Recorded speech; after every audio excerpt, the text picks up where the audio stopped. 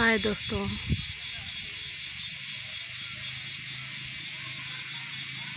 और दिखा रही हूँ। और देखिए,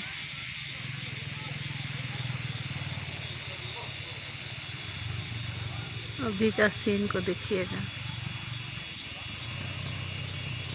इसी तरह बहुत ही खूबसूरत नज़ारा है।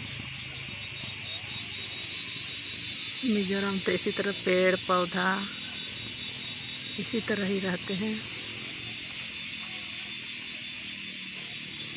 बहुत हरा भरा है मिजोरम।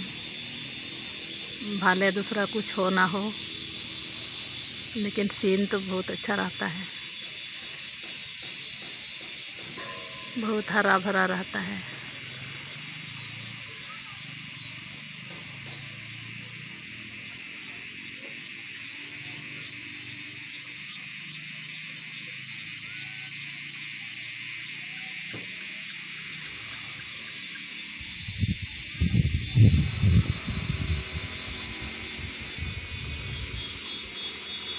ठीक है ना दोस्तों, बहुत कोशिश कर रही हूँ आप लोग को सुंदर नज़ारा दिखाने के लिए। देखिए,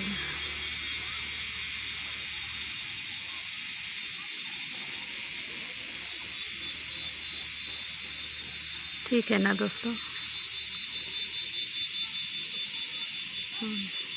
बाय बाय।